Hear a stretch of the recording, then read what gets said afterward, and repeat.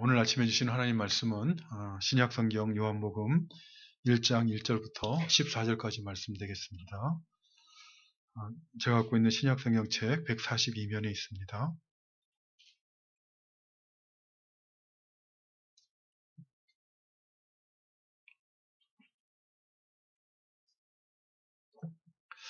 오늘 본문 말씀 찾으신 줄 알고 요한복음 1장 1절부터 봉독해 드리겠습니다. 태초에 말씀이 계시니라. 이 말씀이 하나님과 함께 계셨으니 이 말씀은 곧 하나님이시니라. 그가 태초에 하나님과 함께 계셨고 만물이 그로 말미암아 지은 바 되었으니 지은 것이 하나도 그가 없이는 된 것이 없느니라. 그 안에 생명이 있었으니 이 생명은 사람들의 빛이라. 빛이 어둠에 비추되 어둠이 깨닫지 못하더라. 하나님께로부터 보내심을 받은 사람이 있으니 그의 이름은 요한이라. 그가 증언하러 왔으니 곧 빛에 대하여 증언하고 모든 사람이 자기로 말미암아 믿게 하려 함이라. 이는 이 빛이 아니요 이 빛에 대하여 증언하러 온 자라. 참 빛 곧 세상에 와서 각 사람에게 비추는 빛이 있었나니 그가 세상에 계셨으며 세상은 그로 말미암아 지은 바 되었으되 세상이 그를 알지 못하였고 자기 땅에 오매 자기 백성이 영접하지 아니하였으나 영접하는 자 곧 그 이름을 믿는 자들에게는 하나님의 자녀가 되는 권세를 주셨으니 이는 혈통으로나 육정으로나 사람의 뜻으로 나지 아니하고 오직 하나님께로부터 난 자들이니라. 말씀이 육신이 되어 우리 가운데 거하심에 우리가 그의 영광을 보니 아버지의 독생자의 영광이요 은혜와 진리가 충만하더라. 아멘. 어느새 한 해가 다가고 이제 연말이 되어서 이번 주 금요일에는 2020년 성탄을 맞이하게 되었습니다. 오늘은 성탄을 앞두고 오늘 본문에서 교훈하고 있는 예수님의 성탄의 의미에 대해서 그리고 예수님의 성탄이 오늘날 예수님을 믿고 신앙생활하는 우리에게 주는 실제적인, 적용적인 또는 실천적인 교훈이 무엇인가 하는 것을 살펴보도록 하겠습니다. 하나님께서 보내주시겠다고 약속하신 메시아이신 주님, 예수님께서 하나님의 약속대로 이 땅에 오셔서 행하신 모든 행적들과 교훈하신 말씀, 특별히 구원을 위해 행하신 행적들과 교훈하신 말씀을 기록하고 있는 성경을 복음서라 이렇게 우리는 부릅니다. 복음서는 우리가 알고 있는 것처럼 복음서에는 마태복음과 마가복음, 그리고 누가복음, 요한복음 이렇게 네 복음서가 있습니다. 그 중에서 이 복음서를 살펴보면 마가복음 하나만은 예수님의 탄생에 대해서 그 기록을 생략하고 있고 나머지 마태복음, 마태복음, 누가복음 그리고 요한복음에는 예수님의 탄생에 대해서 기록을 하고 있습니다. 그 중에 마태복음에 기록된 예수님의 탄생 사건을 보면 마태는 이 아기로 오신 예수님은 하나님께서 아브라함과 다윗에게 주신 약속을 따라오신 분이시다. 그러니까 예수님은 다윗과 아브라함에게 주신 그 약속을 성취하러 오신 다윗의 후손이다. 특별히 유대인의 왕으로 오신 분이라는 사실을 강조하면서 예수님의 탄생에 대해서 기록을 하고 있습니다. 반면에 누가복음에 기록된 예수님의 탄생 사건을 보면 누가는 예수님을 베들레헴의 한 마구간에서 나신 예수님으로 묘사하면서 이분은 하늘의 하나님께 영광을 돌리러 오신 분이요 이 땅에 유대인들뿐만 아니라 이방인들을 포함한 온 땅에 평화를 가져오신 구세주시다라는 것을 강조하는 그런 내용으로 예수님의 탄생 사건을 기록하고 있습니다. 반면에 오늘 우리가 읽은 요한복음에서는 예수님의 탄생을 어떻게 기록을 하고 있습니까? 사실 이 요한복음은 마태복음이나 누가복음서와는 달리 매우 독특한 방식으로 예수님의 탄생에 대해서 기록을 하고 있습니다. 오늘 본문 14절 말씀을 보면 말씀이 육신이 되어 우리 가운데 거하심에 우리가 그의 영광을 보니 아버지의 독생자의 영광이요 은혜와 진리가 충만하더라 라고 교훈하고 있습니다. 이 오늘 본문 14절 말씀을 보면 우리 가운데 거하신 한 분이 계셨는데 그분의 영광을 보니 하늘에 있는 하나님 아버지의 독생자의 영광이요 은혜와 진리가 충만하신 분이라 이렇게 교훈하고 있습니다. 여기 14절에서 말씀하고 있는 우리 가운데 거하신 한 분, 이분은 누구를 말하는 것입니까? 바로 예수님을 말하는 것이죠. 예수 그리스도. 우리 가운데 거하신 그분이 바로 예수 그리스도시요. 예수 그리스도는 아버지의 독생자의 영광을 가진 그분이시요. 은혜와 진리가 충만하신 분이라고 교훈하고 있는 것입니다. 요한복음 14절 말씀을 보면은 예수님의 탄생을 어떻게 언급하고 있는가 하면 말씀이 육신이 된 것이다. 이렇게 표현하고 있습니다.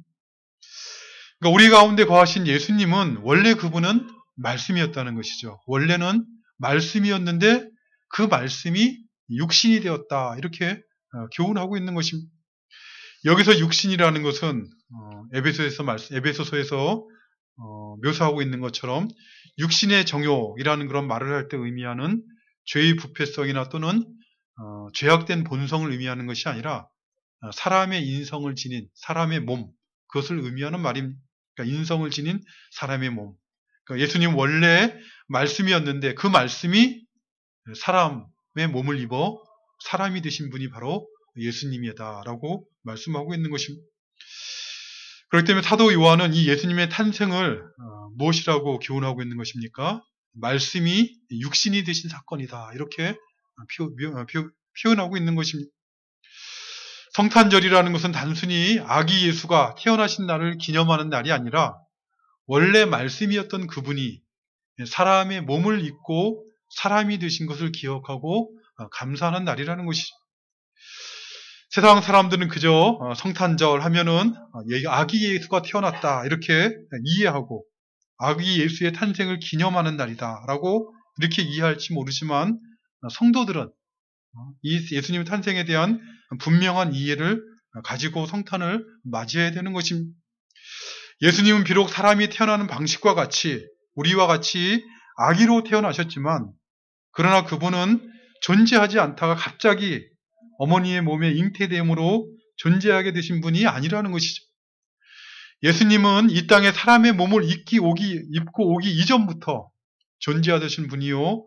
사람의 몸을 입기 이전에 말씀으로 존재하시는 그분이 사람의 몸을 입고 사람이 되셨다는 것을 기억하고 그것을 감사하는 날이 성탄이라는 것입니다. 그렇다면 육신이 되신 이 말씀은 원래 어떤 분이라고 요한은 소개하고 있습니까? 오늘 보면 1절 말씀을 보면 태초에 말씀이 계시니라. 이 말씀이 하나님과 함께 계셨으니 이 말씀은 곧 하나님이시니라 라는 말씀으로 요한복음을 시작하고 있습니다. 그러니까 사도 요한은 육신이 되어 이 땅에 오신 그 말씀에 대해서 그 누구도 알 수 없고 그 누구도 알려주지 않는 계시적 비밀을 요한복음 1장 2절에서 세 가지로 나누어 말씀하고 있는 것입니다. 육신이 되어 이 땅에 오신 이 말씀은 어떤 분이라는 것입니까?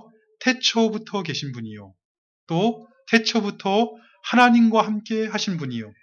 뿐만 아니라 육신이 되어 이 땅에 오신 이 말씀, 그 말씀은 원래 하나님이시다. 이렇게 교훈하고 있습니다. 요한복음 1장 1절에서 언급하고 있는 이 말씀은 14절에서 육신이 되신 그 말씀이니 곧 예수님을 의미하는 것이죠. 그러므로 우리는 이 땅에 오신 예수님에 대한 계시적인 비밀을 이 말씀을 통해 깨닫게 되는 것입니다. 오늘날부터 약 2000년 전에 성육신하신 사람의 몸을 입으신 예수님은 태초부터 계신 분이요. 하나님과 함께 하신 분이요. 또한 그분이 바로 하나님이시다. 이렇게 교훈하고 있는 것입니다. 성탄절이란 말씀이 육신이 되신 날을 되신 것을 기억하는 날이요. 태초부터 계신 말씀, 하나님과 함께 하신 말씀, 하나님이신 말씀, 그 말씀이 육신이 되신 것을 기억하는 날입니다. 이처럼 이 땅에 사람의 몸을 입고 오신 예수님, 이 성탄에 오신 예수님은 태초부터 계신 말씀이요. 하나님과 함께 하신 말씀이요. 그분 자체가 하나님이신 말씀이라는 것은 그것은 신학적인 교리일 뿐만 아니라 우리 신앙생활에 있어서 매우 구체적이고 실천적이고 적용적인 의미를 가지고 있는 교훈의 말씀입니다. 이것을 확실하게 이해하지 못하게 되면 왜곡된 신앙생활을 할 수 있게 되기 때문에 그렇습니다. 신앙생활하는 신자들이 가지는 여러 가지 소원들 중에 하나는 거룩한 소원들 중에 하나는 예수님을 만나보고 싶은 것일 것입니다. 그저 입술로만 예수님을 고백하거나 또는 교리적인 지식으로만 예수님이 누구신가를 고백하는 것이 아니라 인격적으로 예수님을 만나는 그런 경험을 사모하는 것, 그것이 정상적인 믿음입니다. 그러니까 죽은 신앙이 아니라 살은 신앙, 죽어있는 예수님이 아니라 살아계신 그 예수님을 믿는 신자들이라면 그 살아계신 주님을 만나는 그런 신앙적 경험을 가지고자 하는 것이 정상적이라는 것입니다. 그런데 이 예수님을 인격적으로 만나 이 예수님과 동행하고 예수님과 교제하며 예수님이 주시는 은혜와 평강을 누리며 예수님 안에 거하는 확신을 가지고 그 신앙생활은 어떻게 하면 그런 신앙생활을 할 수 있겠습니까? 어떻게 예수님을 만나 교제하며 주님과 동행하는 그런 평생을 살아갈 수 있는 것입니까? 성경에 보면 주님과 동행한 사람을 여러 명을 얘기하고 있습니다만 우리가 아는 것처럼 구약에 보면은 죽지 아니하고 승천하였던 에녹에 대해서 말씀하기를 그는 하나님과 360년을 동행한 사람이라 이렇게 표현하고 있습니다. 우리는 그런 말씀을 읽을 때마다 우리도 그렇게 에녹처럼 하나님과 동행하는 신앙생활, 그런 평생을 살고 싶은 그런 소원을 갖게 될 것입니다. 그러나 2020년을 살고 있는 우리는 예수님을 만나기 위해서 타임머신을 타고 2000년 전 유대 땅으로 돌아갈 수도 없고 그렇다고 하나님 우편에 계신 주님을 만나기 위해 하늘에 올라갈 수도 없는 것입니다. 그래서 적지 않은 신자들이 신앙생활한다는 사람들이 이방신을 섬기는 이교도들이 자신들의 신과 접촉하고자 하는 방식, 그 방식을 기독교 안으로 끌고 들어와서 신앙의 이름으로 접신을 하고자 하는 그런 신앙생활하는 사람들이 적지 않고 그런 사람들이 매우 신앙적인 것처럼 믿음이 좋은 사람인 것처럼 착각하게 만드는 그런 시대를 우리가 살아가고 있습니다. 어떤 사람들이 그런 신앙의 형태를 보이고 있는 것입니까? 성령 운동을 한다 하면서 성령의 이름으로 라고 말하는 사람들 중에 적지 않은 사람들이 이방인들이 자기 신을 접촉하는 그런 접신의 방식으로 성령을 이해하고 신앙생활하고 있다는 것입니다. 그러나 성탄의 의미가 무엇인가 우리가 바르게 이해하게 되면 예수님과 만나 인격적으로 교제하고자 하는 그 방식, 성경적인 방식에 대한 비밀을 이해할 수가 있습니다.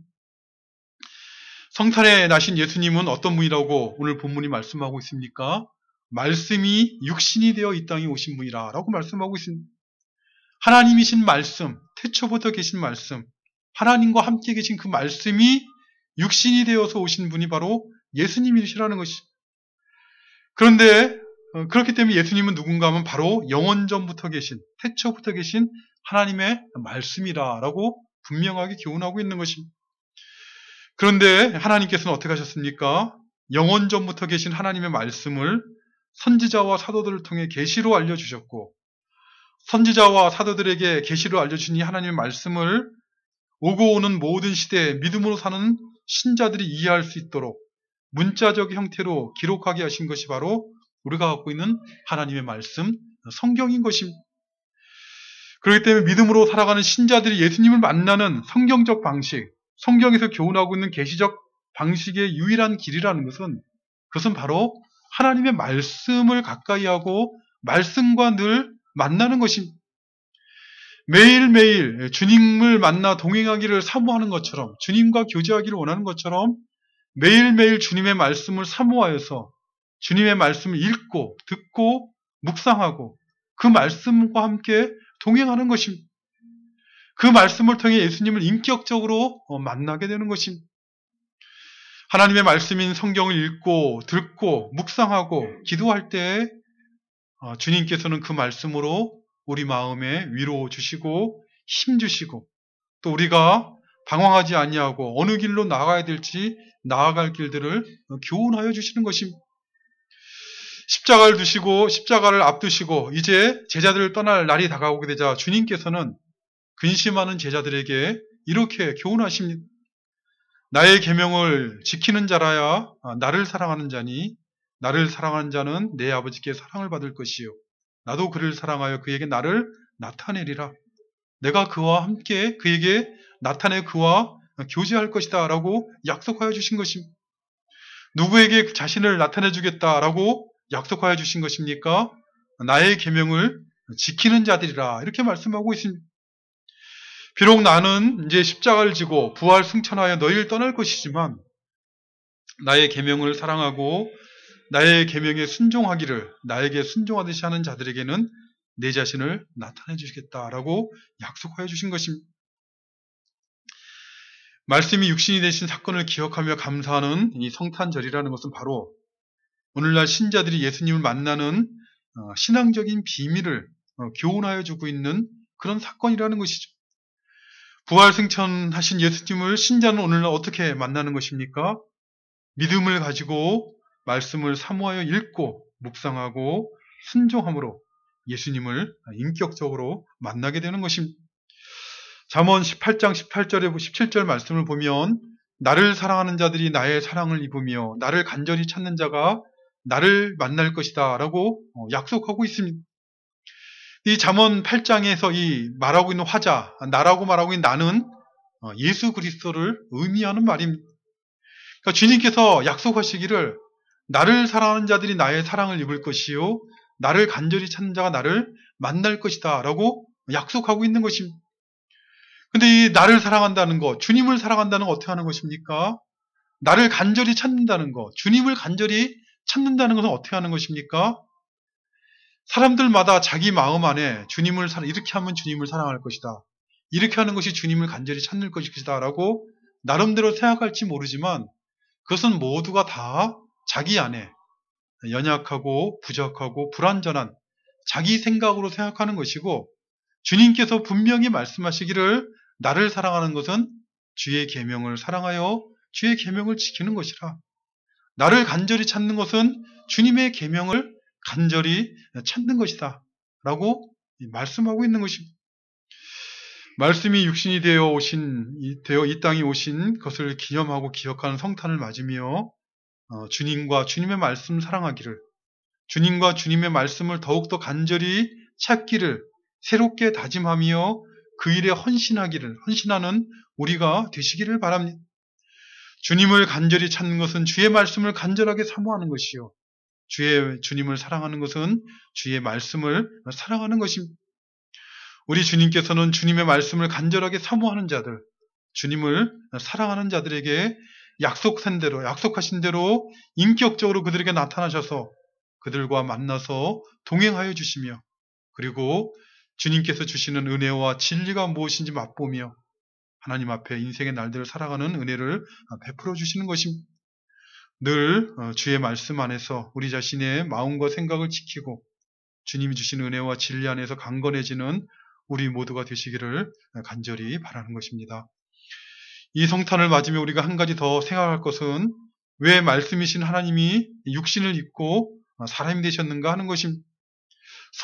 성육신하신 이유가 무엇인가 하는 것을 오늘 본문 말씀 안에서는 4절과 5절에서 이렇게 말씀하고 있습니다. 그 안에 생명이 있었으니 이 생명은 사람들의 빛이라. 빛이 어둠에 비추되 어둠이 깨닫지 못하더라. 그 안에 생명이 있었으니 라고 말씀하고 있는데 무엇 안에 생명이 있었다는 것입니까? 태초부터 계신 말씀 안에, 그 말씀 안에, 하나님이신 말씀 안에 생명이 있었다는 것입니다. 근데 그 말씀이 육신이 되어 우리 가운데 거하신 분이 예수님이시니 그 말씀은 예수님 안에 생명이 있다라는 그런 말씀이 되는 것이죠. 예수님 안에 생명이 있다, 말씀 안에 생명이 있다, 이 말씀은 이해하기가 결코 쉽지 않을 것입니다. 아니 어떻게 우리의 생명이 태초부터 계신 그 말씀 안에 있다는 것인가, 무슨 의미인가 라고 반문할지도 모릅니다. 그러나 그러한 이해들이 사람의 이해이기 때문에 육신의 몸을 가지고 살아가는 이 땅만 바라보고 살아가는 인생들에게는 육신의 생명이, 우리의 생명이 하나님 말씀 안에 있다는 것을 이해할 수 없기 때문에 하나님께서는 사도 요한을 통해서 우리에게 계시의 말씀으로 교훈하고 있는 것입니다. 우리의 생명은 다른 데 있는 것이 아니라 하나님의 말씀 안에 있다는 것입니다. 왜 그렇습니까? 그 말씀을 무조건 믿으라는 것이 아니라 성경이 우리에게 분명히 논리적으로, 합리적으로 교훈을 하고 있습니다. 성경은 우리에게 무엇을 교훈하고 있습니까? 성경이 가장 먼저 우리에게 교훈하고 있는 것, 계시하고 있는 것은 온 세상은 하나님의 말씀으로 창조되었다는 것이죠. 이 세상에 있는 생물이나 무생물이나 모든 것들이 다 하나님의 말씀으로 창조되었고, 특별히 사람을 비롯해서 모든 생물들은 다 하나님의 말씀으로 그 생명 호흡을 가지게 되었습니다.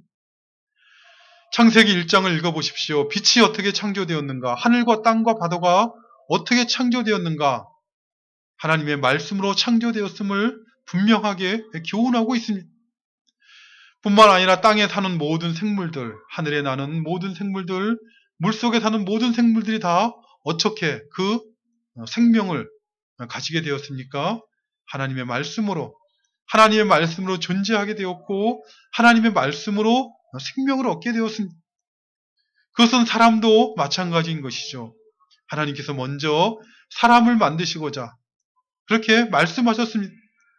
우리의 형상을 따라 우리의 모양대로 우리가 사람을 만들고 그들로 바다의 물고기와 하늘의 새와 가축과 온 땅과 땅에 기는 모든 것을 다스리게 하자라고 하나님이 말씀하시고 그 하신 말씀을 따라 사람을 지으신 것입니다. 그러므로 사람의 생명은 그 하나님의 말씀 안에 있다라고 교훈하고 있는 것입니다. 특별히 이 하나님의 말씀이라는 것은 무엇을 의미합니까? 하나님의 말씀은 그 하나님의 의지와 하나님의 뜻과 하나님의 목적을 의미하는 것입니다. 우리가 다른 사람에게 어떤 말을 하게 되면 그 말은 그 사람의 뜻, 그 사람의 생각, 그 사람의 의지, 그 사람이 하고자 하는 목적이 그 말 안에 담겨 있는 것이죠. 마찬가지로 하나님의 말씀이라는 것도 그저 공허한 말씀이 아니라 하나님이 하시고자 하는 의지와 뜻이 담겨 있는 것이 바로 하나님의 말씀이라는 것입니다. 이 세상에 존재하는 것 중에 특별히 이 세상에서 하나님께서 주신 생명을 갖고 있는 것들 중에 하나님의 뜻과 상관없이 하나님의 의지와 상관없이 생명을 가지고 존재하는 것이 있습니까? 그런 것은 하나도 없습니다. 우리 주님께서도 제자들에게 말씀하신 것처럼 참새 두 마리는 당시에 유대인들이 가장 하찮게 여기는, 가장 미물처럼 여기는 것이 참새였습니다. 그 참새 두 마리가 한 아사리온에 팔리는 것도 하늘에 계신 하나님께서 허락하지 않으시면 안 된다라고 분명히 말씀하셨습니다. 이 세상에 있는 모든 생명, 그것은 하나님의 뜻, 하나님의 허락, 하나님의 의지, 하나님의 말씀이 없이는 그 생명을 유지할 수 없는 것입니다. 그렇기 때문에 우리 주님께서는 마귀에게 시험을 받으실 때 40일 동안 굶주리시고 금식하셔서 그래서 배가 고픈 상태에서 시험 받으실 때 사람이 떡으로만 사는 것이 아니요 하나님의 입으로 나오는 모든 말씀으로 사는 것이다 라고 대답을 하셨습니다. 사람이 떡을 먹어야 산다는 것을 부인하지는 않으셨으나 그러나 주님께서는 사람의 생명의 본질이 떡에 있는 것이 아니라 하나님의 말씀에 있다는 것입니다. 죽을 사람은 아무리 떡을 먹여도 죽게 되겠지만 하나님께서 너는 살아라 라고 말씀하시면 하나님의 뜻과 하나님의 의지가 그 말씀을 통해 이렇게 증거되게 되면 그 사람은 산 것이요. 젊고 건강한 사람도 아무리 떡을 먹어 생명을 연장하고자 하여도 하나님께서 오라고 부르시면 당장 언제든지 가야 되는 것이 사람의 생명입니다. 이처럼 말씀 안에 이 사람의 생명이라는 것은 하나님의 뜻, 하나님의 의지 안에 있는 것이요. 이 말씀 안에 있는 하나님의 말씀 안에 있는 생명이라는 것은 부정적으로는 죽음과는 반대된 말이요. 적극적으로는 영생을 의미하는 것입니다. 요한복음 6장에 보면 예수님께서 오병이어 기적을 행하시자 많은 무리들이 예수님을 임금을 삼고자 했습니다. 예수님을 임금 삼기만 하면 먹고 사는 일에 경제적인 문제에 있어서는 아무 문제가 없을 것이라고 생각하고 예수님을 자신들의 대통령으로, 임금으로 삼고자 한 것입니다. 그러나 예수님은 어떻게 하십니까? 그들의 마음을 아시는 예수님은 그들을 피하여 갈릴리 호수 건너편으로 떠나가시지만 그러나 예수님을 임금으로 삼고자 하는 무리들은 호수 건너편까지 예수님을 따라옵니다. 그러자 주님께서는 그 무리들에게 이렇게 말씀하십니다. 나는 생명의 떡이니 내게 오는 자는 결코 줄이지 아니할 터이요 나를 믿는 자는 영원히 목마르지 아니하리라. 내가 곧 생명의 떡이니라. 너희 조상들은 광야에서 만나를 먹었어도 죽었거니와 나는 하늘에서 내려오는 떡이니 사람으로 하여금 먹고 죽지 아니하게 하는 것이니라. 나는 하늘에서 내려온 살아있는 떡이니 사람이 이 떡을 먹으면 영생하리라. 내가 줄 떡은 곧 세상의 생명을 위한 내 살이니라. 이렇게 주님께서 왜 오병이어의 기적을 행하셨는가를 밝혀주시다. 그것은 바로 내가 하늘에서 내려온 생명의 떡이요 나를 먹어야지만 너희가 살 수 있다는 것을 가르치기 위한 표적이었다라는 것을 말씀하시자, 그러자 사람들은 어떻게 반응을 합니까? 이 말씀은 어렵도다. 누가 들을 수 있느냐라고 수군거리며 그 말씀을 거부합니다. 그러자 주님께서는 더 어려운 말씀을 그들에게 대답하시기를 살리는 것은 영이니 내가 너희에게 이른 말이 영이요 생명이라 라고 말씀하십니다. 그러자 이번에는 주님을 자신이 주님의 제자라라고 하며 주님을 따라다니는 제자들 가운데도 많은 사람들이 주님을 떠나갑니다. 예수님이 이에 12제자에게 또 물었습니다. 너희도 가려느냐라고 묻자 시몬 베드로가 대답하기를 영생의 말씀이 주께 있사오니 우리가 누구에게로 가오리까라고 대답합니다. 예수님이 바로 영생의 말씀이신데 우리가 누구에게 가겠습니까? 우리는 영생의 말씀이신 주님을 떠나갈 수 없다라고 대답을 한 것입니다. 바로 베드로가 주님께 대답한 것처럼 예수님이 바로 영원한 생명을 주시는 말씀이라는 것이죠. 예수님 안에, 그 말씀 안에 생명이 있다는 것입니다. 육신을 입고 오신 말씀이신 예수님께서는 죄로 말미암아 사망 가운데 처한 죄인들에게 이 생명을 주시기 위해 이 땅에 오신 것입니다. 죄인들은 이 생명을 어떻게 얻게 되는 것입니까? 자신의 지혜와 자신의 능력과 자신의 소원과 자신의 어떤 봉사와 수고를 통해 얻게 되는 것이 아니라 오직 하나님의 은혜로만 이 생명을 얻게 되는 것입니다. 그런데 이렇게 하나님께서 은혜로 우리에게 이 생명을 주신다 할 때, 영생을 주신다고 할 때 이 말씀을 오해하시면 안 됩니다. 하나님께서 우리에게 은혜를 베푸실 때는 항상 하나님은 어떤 방식을 가지고 어떤 수단을 가지고 은혜를 베푸시는데, 하나님께서 우리에게 은혜 베푸시는 수단 중에 가장 중요하고 가장 본질적이고 가장 핵심적인 것은 바로 하나님의 말씀입니다. 성경에 보면은 기도도 그리고 성례도 하나님께서 우리에게 은혜 베푸신 수단이라 이렇게 가르치고 있지만, 그 기도도 이 하나님의 말씀과 떨어진, 하나님의 말씀과 상관없는 기도를 통해 은혜를 받을 수가 없고, 성례를 행한다 할지라도 하나님의 말씀과 상관없이 행하여지는 성례는 은혜 받을 수 있는 수단이 아닙니다. 그렇기 때문에 성례와 기도도 은혜의 수단이라고 성경이 가르치고 있지만, 그러나 본질적인 은혜의 수단은 바로 하나님의 말씀뿐입니다. 그러므로 말씀이 육신이 되어 오신 예수님 안에 있는 이 생명은 은혜로 얻게 된다 할 때, 그 은혜라는 것은 은혜로 얻는다는 것은 하나님의 말씀을 통해 얻게 된다라는 그런 의미인 것입니다. 베드로전서 1장 23절에 보면 베드로 사도는 그렇기 때문에 이렇게 교훈을 하였습니다. 너희가 거듭났다는 것은 중생하였다, 생명을 얻었다, 영생을 얻었다 이런 뜻이죠. 너희가 거듭난 것은 썩어질 씨로 된 것이 아니요 썩지 아니할 씨로 된 것이니 살아있고 항상 있는 하나님의 말씀으로 되었느니라 라고 교훈하고 있는 것입니다. 살아있고 항상 있는 그 말씀, 하나님의 말씀으로 너희가 거듭나게 되었다라고 교훈하고 있는 것입니다. 어느 시대든지 어느 시대 오고 오는 모든 시대에 하나님께서 은혜를 베푸셔서 그로 하여금 영생을 얻게 하는, 주님 안에 있는 생명을 얻게 하실 때 쓰시는 하나님의 방식은 바로 하나님의 말씀이라는 것입니다. 그렇기 때문에 사단 마귀가 하는 일은 무엇이겠습니까? 말씀을 가리게 하는 것입니다. 말씀은 못 읽게 하고 못 듣게 하고 말씀으로부터 멀어지게 하는 모든 일들은 다 영적인 눈을 떠서 바라보면 사단 마귀가 역사하고 있는 일들인 것입니다. 기독교 역사를 바라보아도 그렇고 오늘날 이 시대를 바라보아도 그렇고 오늘 우리가 살고 있는 삶의 형편을 바라보아도 그렇고 사단 마귀는 성도들로 하여금 영생의 은혜를 누리게 하는 이 말씀으로부터 멀어지게끔 그들의 삶 가운데 일하고 있는 것을 깨달아야 되는 것입니다.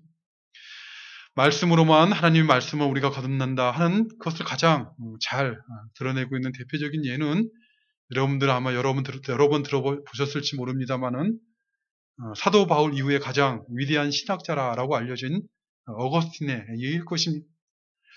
어거스틴은 젊은 시절에 성적으로 방탕한 생활을 합니다.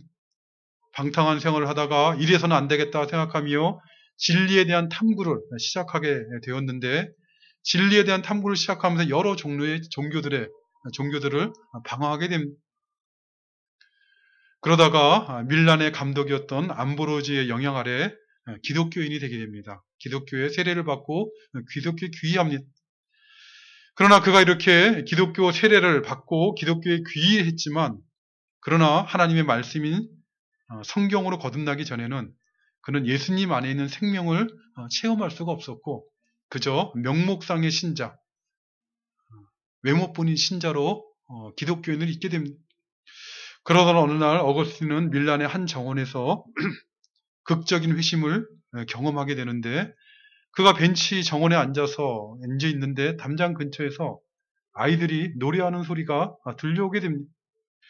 그 노래의 가사 내용 중에 톨레레게라는 말이 그의 귀에 유난히 크게 들렸는데 톨레레게라는 말은 집어서 읽으라 이런 뜻입니다. 집어서 읽으라. 이때 어거스틴은 갑자기 성경을 들고 바울 서신을 읽어보게 됩니다. 그리고 그의 눈에 보이는 대로 말씀을 읽었는데 로마서 13장 13절과 14절 말씀이었다고 합니다. 낮에와 같이 단정히 행하고 방탕하거나 술 취하지 말며 음란하거나 호색하지 말며 다투거나 시기하지 말고 오직 주 예수 그리스도로 옷 입고 정욕을 위하여 육신의 일을 도모하지 말라. 그가 이 말씀을 읽는 순간 그의 영혼은 이 말씀으로 말미암아 거듭나게 되었습니다. 그는 회심을 하고 이 말씀을 읽는 순간 회심을 하고 예수 그리스도 안에 있는 생명, 영생을 누리는 그 기쁨, 생명을 맛보는 즐거움을 누리게 되었습니다. 그가 그 순간을 그가 쓴 고백론에 고백하고 있는데 이렇게 말을 하고 있습니다. 이 말씀을 읽는 순간, 이 말씀을 읽고 마치는 순간 그 즉시 내 안에 분명한 확신과 함께 한 줄기 빛이 내 마음에 비추었습니다. 그리고 내 마음에 있던 하나님과 하나님의 말씀에 대한 모든 의심은 눈 녹듯이 다 사라져버렸다라고 표현을 하고 있습니다. 하나님의 말씀으로 거듭나서 그의 영혼이 거듭나 새 생명을 얻게 된 것입니다. 성탄절이란 무엇입니까? 성탄절이란 태초부터 말씀으로 계신 하나님이 사람의 몸을 입고 오셔서 그 말씀으로 죽음 가운데 살아가던 자들에게 생명을 주시고 그 말씀으로 어두운 가운데 살아가던 자들에게 빛을 비추어 영생을 누리게 하신 그 날인 것을 기억하며 감사하는 날인 것입니다. 예수 그리스도를 믿는 신자는 하나님의 은혜로 주신 믿음으로 말미암아 예수님의 말씀 안에서 생명을 얻고 그 말씀의 빛 가운데 거하는 복된 삶을 살게 된 것입니다. 2020년 성탄을 맞이하며 태초부터 계신 말씀이신 주님께서 예수님께서 이 땅에 오셔서 나에게 말씀하여 주시고 나에게 주신 그 말씀을 깨닫게 하여 주심으로 새 생명, 영생을 얻게 하시고 하늘의 유업을 상속받을 하나님의 자녀가 되게 하셨다는 것을 기억하시고 감사하는 우리가 되시기를 바랍니다. 어두운 가운데 거하던 우리에게 말씀의 빛을 비춰주심으로 생명의 빛 가운데 이제 거하게 하셨다는 것을 기억하시고 빛의 자녀들처럼 하나님이 기뻐하시는 말씀의 열매를 풍성하게 열매를 맺어가는 우리 모두가 되도록 은혜 베풀어 주시기를 간절히 바라는 것입니다. 기도하겠습니다. 아버지 하나님 감사합니다. 태초부터 계신 말씀이신 주님, 태초부터 빛으로 계신 예수 그리스도를 이 땅에 보내셔서 사망 가운데 처했던 우리에게 풍성한 생명을 얻게 하시며 말씀의 빛, 진리의 빛, 은혜의 빛 가운데 거하는 하나님의 자녀된 삶을 살게 하여 주셨음을 믿고 감사를 드리옵나이다. 죄로 어두워진 세상을 살아가는 저희들을 긍휼히 여겨주셔서 어두운 가운데 죽음과 사망의 비참한 가운데 살아가는 것이 아니라 진리의 빛 가운데서 생명의 길을 걸어가는 저희들 되도록 도와주시옵소서. 나를 사랑하는 자들이 나의 사랑을 입으며 나를 간절히 찾는 자가 나를 만날 것이다 라고 약속하여 주셨으니 성령께서 저희 심령을 은혜 가운데 붙잡아 주셔서 삶의 모든 형편 가운데서 주님을 사랑하는 법을 배워가게 하시고 주님을 간절히 찾는 저희들 되도록 도와주시옵소서. 주님의 사랑을 입음으로 세상이 줄 수 없는 기쁨과 평안을 누리게 하시고 주님을 만나는 믿음의 비밀을 가지고 일평생을 살아가는 저희들 되도록 도와주시옵소서. 예수님의 이름으로 기도드리옵나이다. 아멘. 우리 같이 일어나셔서 찬송가 201장 찬양 드리겠습니다.